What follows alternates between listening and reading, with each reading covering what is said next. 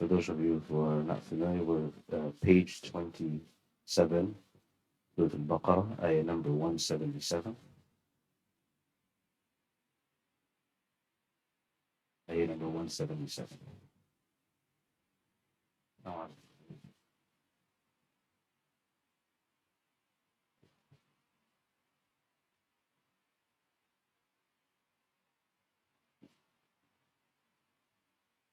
ليس البر is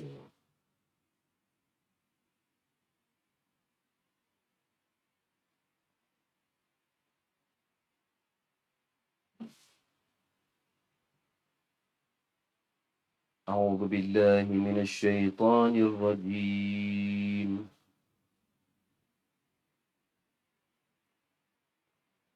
بسم الله الرحمن الرحيم.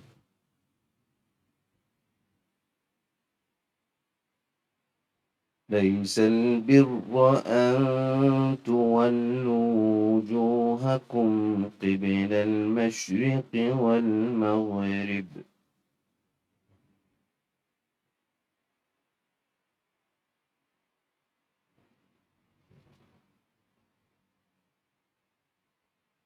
ولكن البر من آمن بالله واليوم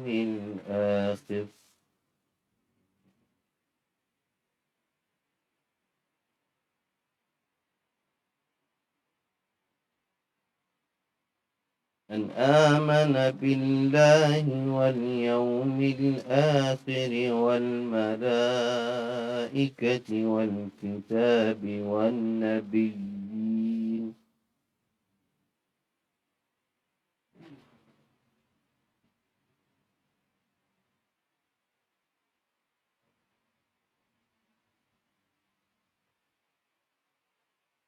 وآتى المال على حبه ذوي القربى واليتامى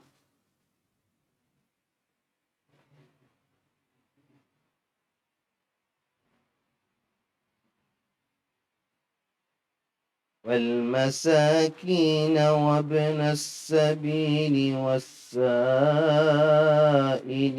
وفي الرقاب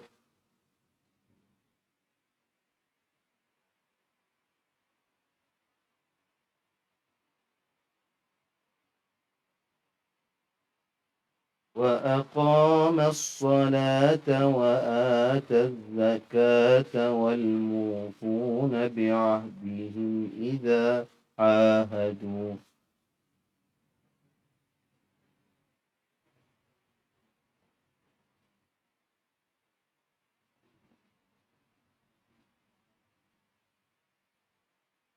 والصابرين في البأساء والضراء وحين البأس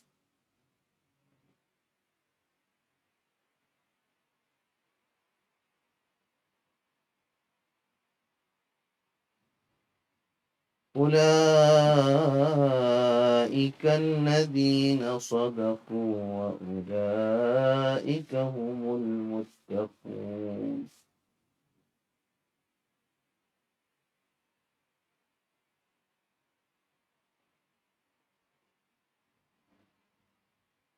يا أيها الذين آمنوا كتب عليكم القصاص في القتلى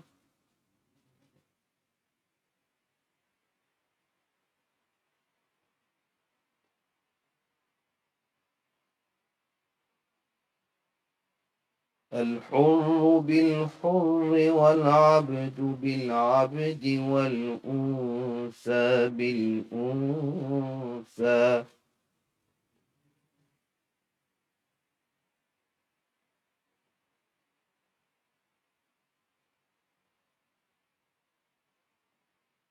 فمن عفي له من أخيه شيء فاتباع بالمعروف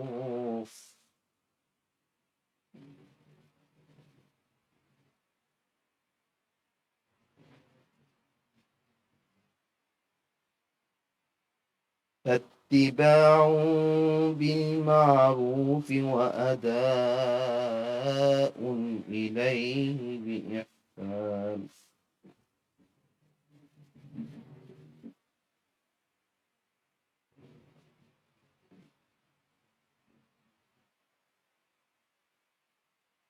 ذلك تخفيف من ربكم ورحمة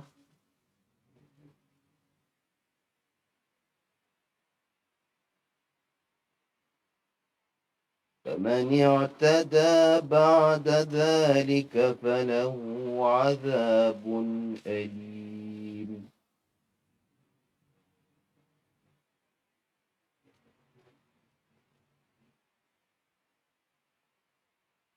ولكم في القصاص حياة يا أولي الألباب لعلكم تتقون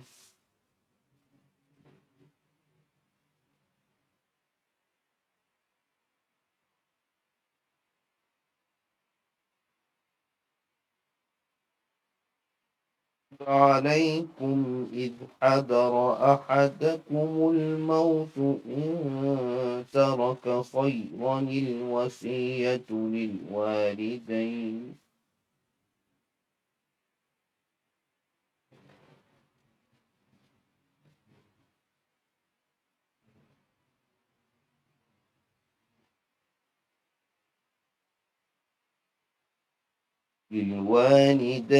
والأقربين بالمعروف حقا على المتقين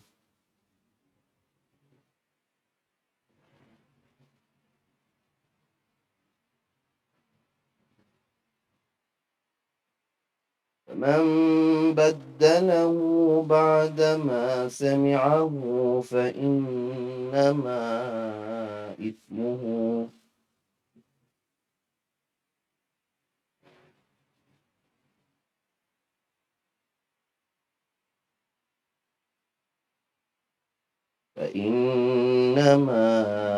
إثمه على الذين يبدلونه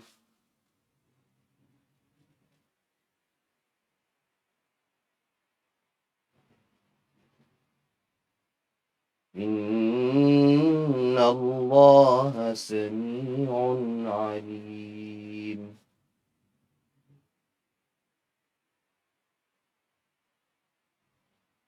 Jazakumullah khairan, barakallahu feekum. Let's get right into it, inshallah. A few pages back, we talked about the change of the Qibla. We said that the Jews and the hypocrites were making fun of the Muslims, saying, you were praying towards Masjid al-Aqsa and all of a sudden you change your Qibla. What kind of religion is this? What happened to your previous Salah? So of no benefit. They kept trying to break their resolve with regards to that. And Allah subhanahu wa ta'ala now reveals, He says, Laysa al-birra, that righteousness is not that you face east or west. It's not about that. That is part of it, but it's not the essence of it. He says, but if you really want to know righteousness, He begins by giving us the levels of righteousness. He says, وَلَكِنَّ الْبِرَّ, bir here is righteousness. مَنْ آمَنَ بِاللَّهِ, the foundation of it is belief in Allah and the last day. That's the foundation. And to believe in His angels and His books and His prophets, وَالْكِتَابَ وَالنَّبِيِّينَ. This is the first level. We have to focus on this level first. Before you do anything in Islam, you have to correct the belief. Your life, everything that you will be doing is going to be based on this belief. If you don't have this as a prerequisite, then nothing else has a ground to stand on. And these are the pillars of Iman, with the exception of Al-Qadr. And sometimes in the ayahs, you'll see Allah mentioning the pillars of Iman, and He'll leave Qadr out, predestination. But in the hadith, it clearly states that it is part of the pillars of Iman. The reason He doesn't mention it in the Quran, some scholars say, is because it's attached to the belief of Allah. If you believe in Allah, you believe in His wisdom, you believe in His decree, you believe in everything that He has legislated. So it goes in hand with the belief in Allah. The second level is, you will see Allah subhanahu wa ta'ala saying the actions. وَآتَ الْمَالَ عَلَى حُبِّهِ. He gives wealth even though He loves it. We all love wealth. And it's not bad to love wealth. Righteous people can love wealth. However, they must not love it at the expense of actually giving it for the sake of Allah. And that's why he says, and he gives with righteousness, continued by saying, and the one who gives wealth despite loving it, ذوي القربى, and there's categories. There's a priority of how a Muslim believes. He has a code. The first is that he first gives it to his relatives, his near relatives, واليتامى, then the orphans, والمساكين, then those who are poor and in need, وابن السبيل, and the traveler. Those times travelers were, considered like poor people. They didn't have access to their wealth when they traveled, so they were in that same category. وَالسَّائِلِينَ وَفِي الرِّقَابِ, those who ask and those who are in a bad position. So here, the actions of giving even are legislated for us. You can't abandon those who are near you, your uncles, your cousins who are in need, and then go skip them and give the orphans. It's even though you're doing a good deed, you're not doing it according to how Allah subhanahu wa ta'ala legislated. He always says, take care of those around you first and then move forward. And that is the correct way to do things.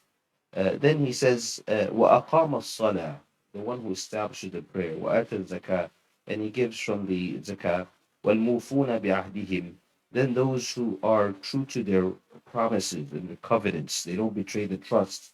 إِذَا عَهَدُوا, whenever they make a pledge or some sort of treaty, then they fulfill those things. وَالصَّابِرِينَ فِي الْبَأْسَاءِ, then he moves on to those who are patient in times of good, in times of bad, in times of hardship. وَحِينَ الْبَأْسِ, and حين البأس here is at the most hardest times. And it was talking in regards to battle. Those who are, they're seeing like the most severe things happen in battle, they're truly tested, and those who have patience in that time. We can relate that to whatever the problem that we have gets really severe. You're at that breaking point. You still maintain your patience. We could relate that to that. وَحِينَ الْبَأْسِ أُولَٰئِكَ الَّذِينَ صَدَقُوا, if you fulfill these conditions, the belief in Allah, you establish the belief in the angels and prophets and books, and then you go on to give in charity, and then you go on to establish salah. So this is, you're talking about mu'amalat and actions, and then you are able to maintain all of that through being patient during difficult times. These are different categories of birr, of righteousness. Allah then makes the statement and he says, these are the ones, أُولَٰئِكَ الَّذِينَ صَدَقُوا, are truthful, وَأُولَٰئِكَ هُمُ الْمُتَّقُونَ, and they are the ones who deserve the label of taqwa, those people of taqwa. And there's great reward for the people of taqwa. We've seen many ayahs before how Allah exclusively mentions their reward. And this is what it means to be righteous. It's not to limit it to the ritual of facing east and west. Then Allah subhanahu wa ta'ala, after mentioning this in general form, he goes into some specifics, because now Baqarah is a surah that was revealed in Medina. You'll see that all the belief happened, all the establishment of foundation of belief happened in Mecca. Now that we're in Medina, we're now going to talk about the rules. The heart is open now to receive the Sharia of Allah. It's not a matter of now debating, should I kill someone for the sake of Allah? Should I establish this punishment, capital punishment? No, they've already submitted. They've understood Allah as the one who has the right to legislate. So now Allah begins by saying, Ya ayyuhalladhina amanu, or you who believe, kutiba alaykum al-qisasu fil qatla, that qisas is like the capital punishment. Whenever someone is killed, al-hurru bil-hurri, if it's a free man with a free man, wal-abdu bil-abdi, and a slave with a slave, wal-untha bil-untha, and a female with a female, فمن عفي له من أخيه شيء فاتباع بالمعروف وأداء إليه بإحسان ذلك تخفيف من ربكم ورحمة. Allah subhanahu wa ta'ala in these verses is basically laying down the foundation for the crime of a life for a life. And people may say, why is this, applicable today? It's because Allah subhanahu wa ta'ala in this verse, he says, ذَلِكَ تَخْفِيفٌ مِّن رَبِّكُمْ وَرَحْمَةٌ, this is a leniency from your Lord and a mercy. Subhanallah, and the next verse is going to say, وَلَكُمْ فِي الْقِصَاصِ حَيَاةٌ, and there is life in retribution. Life in there, because if you see that most of the crimes that happen today, people are killing each other all over the place, mass murders, there is no deterrence. And because of that, you're losing more life than you are preserving. And so Allah is saying, by this capital punishment, there is a preservation of life. And that is why it is rahmah. You may think, and people view things very weird these days. They think that and they're protesting people's capital punishment, thinking that this is not merciful, and we don't want Sharia because Sharia is going to execute all of us, and so forth, so forth. But we tell them, look at the Muslim countries who are establishing Sharia the proper way, and look at the crime rate. Look at how low the killing and the murders are in those particular places. It is because the law of Allah is very merciful, and there is leniency in it. And so the fact that Allah is mentioning the slave with the slave, it's because some people may misunderstand, and they say, if someone kills a free, let's say a master of that time kills a slave, he can't say when it's time for him to pay up, oh, you can take my slave. Everyone's responsible for their crime. You can't exchange, and this is some of the things they might have done pre-Islam. They'll say, okay, fine, I killed you. You want retribution? Here, take my slave instead. Now you have to pay up with your life. And in Islam, they have this particular rule where the family has the ability to forgive. They have two options. They can either demand for that life of the person who killed their loved one, or they can demand a financial retribution. They can essentially sue them and say, this is how much he was providing for us, and this is what we want as a family. And you'll see this if you look in YouTube videos. There's famous cases right now in Saudi Arabia. I believe one was very controversial, where they basically, the family's pleading, and most of the time they'll concede. The family will say, we forgive them, the opposite family. In some cases, the family says, no, we want the blood. And you'll see that sometimes, it becomes very emotional. You have the whole family. I'm talking about the entire, almost what we can equivalent to the tribe of that person is pleading, begging the family to let that person live. And it's essentially up to them, because that really gives closure to the family. You compare that to Western law, sometimes the judge will say something and the family will never get closure. The guy cold-blooded murdered their son or their daughter, and now all of a sudden he's going to be in prison, maybe for 15, 20 years because he took a plea deal. Maybe he gave away some other people, and so he's able to get out in 15 years. Or he's in prison eating, drinking very well, and the family never gets closure. If you compare that to Islam, you'll see that's different. Islam gives the family the power based on the Sharia law, that they could either demand for financial retribution, they could forgive, or they could demand for that life. And so Allah subhanahu wa ta'ala, he says, فَمَنْ اعْتَدَى بَعْدَ ذَلِكَ فَلَهُ عَذَابٌ أَلِيمٌ. Whoever doesn't follow this, then a terrible punishment will be for them. وَلَكُمْ فِي الْقِصَاصِ. And in this particular case, the capital punishment, there is a life. يَا أُولِي الْأَلْبَابِ. أُولِي الْأَلْبَابِ is another form of people who reflect, people who think, people of intellect. لَعَلَّكُمْ تَتَّقُونَ. If you do have taqwa, then you will apply this. You will apply this capital punishment. كُتِبَ عَلَيْكُمْ إِذَا حَضَرَ أَحَدَكُمُ الْمَوْتِ. It is prescribed for you. Kutiba here, whenever the word kutiba is revealed, it is an obligation. It is an obligation unless it's an abrogated ayah. So كُتِبَ عَلَيْكُمْ إِذَا حَضَرَ أَحَدَكُمُ الْمَوْتِ. It is prescribed for you. If any one of you reaches death, reaches the brinks of death, إِن تَرَكَ خَيْرًا وَصِيًّا لِلْوَالِدَيْنِ. If he leaves khayr, khayr here is an inheritance, some kind of wealth that he leaves behind. Al-wasiyya lil-walidain. He mentions first to the parents, wal-aqrabin, and the near relatives, bil-ma'ruf, with goodness, haqqan ala al-muttaqin. It is prescribed upon those people of taqwa. The reason lil-walidain wal-aqrabin is mentioned specifically, which is parents and relatives, is because inheritance was not strange for the Arabs. They used to practice inheritance before Islam. But Allah is just changing the way they do it, because they used to leave out their close relatives because if they put that in there, they were afraid that it was more motivation for the family to want the death of that person. And so because of that, they used to leave in their inheritance, leave it off to give wealth to the family. But Allah says, no, that's not right. You make sure you include your parents, your children, your relatives, This is the introduction, the first mention of inheritance. In Surah An-Nisa, it's going to be broken down very in detail. And so it's like obligation for you to follow the rules of inheritance. And it is also obligation to leave an inheritance. Right? If you have something, you must follow the rule of Allah subhanahu wa ta'ala. And you can't decide, oh, I don't want, some people will do this, they're angry at a certain person in their family. I don't want him to get anything. It's not up to you. This is a matter of submission to Allah subhanahu wa ta'ala. Inheritance is worship. And so you could leave a third from your wealth to anybody. You could waqf, masjid, to an endowment of any sort. But the remaining portion must be broken up in the way that Allah subhanahu wa ta'ala will state with, and we'll see in Surah An-Nisa, inshallah. Then Allah subhanahu wa ta'ala says, فَمَنْ بَدَلَهُ بَعْدَ مَا سَمِعَهُ.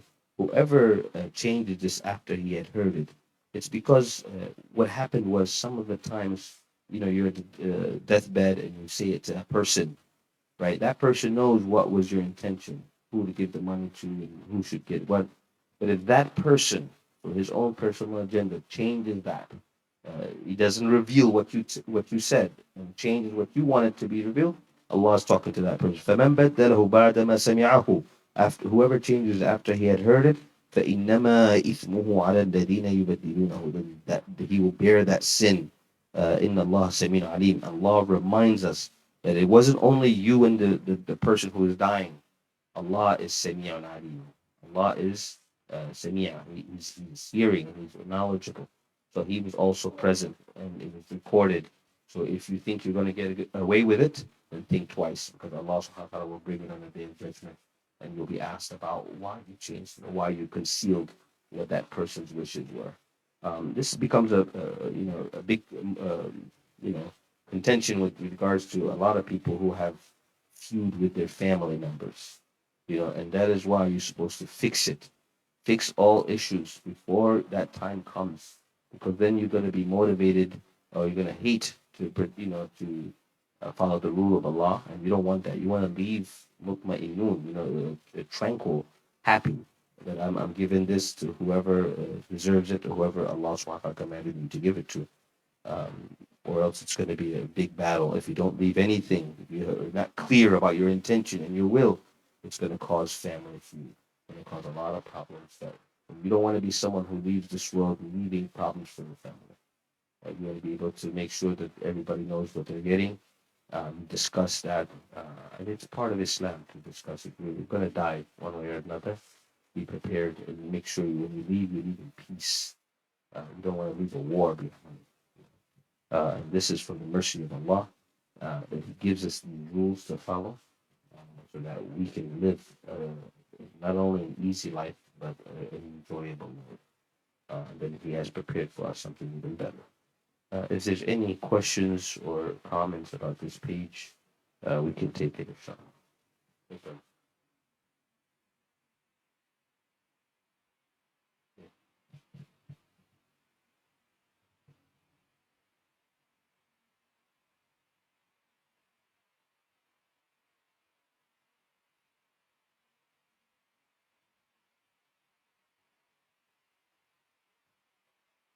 So if a person decides that he says, I'm not a practicing Muslim, but he is Muslim, and he says, no, I want so and so to have this, so and so to have this, I don't want the others to have anything, then we can go against, we can not follow his wishes and apply the Sharia law.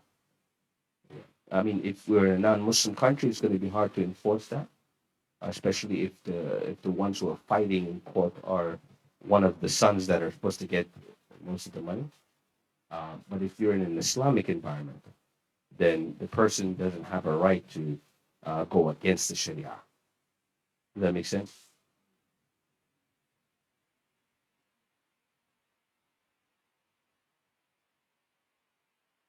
Well, the will is the will, but if we, like I said, Sharia court, in an ideal Sharia court, the Islamic judge is supposed to say, no, you can't go against Allah subhanahu wa ta'ala. You have to give to the wife a certain amount. And Sharia, exactly. In an ideal Sharia.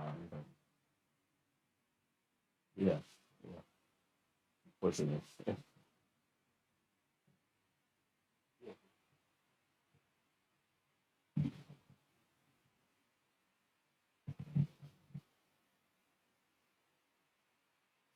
there is an Islamic concept called La Wasiyya Biwarith, which means there is no division in the will for someone who's already, Allah subhanahu wa ta'ala decided that they get inheritance. So, for example, the example that I mentioned, you have 3 sons.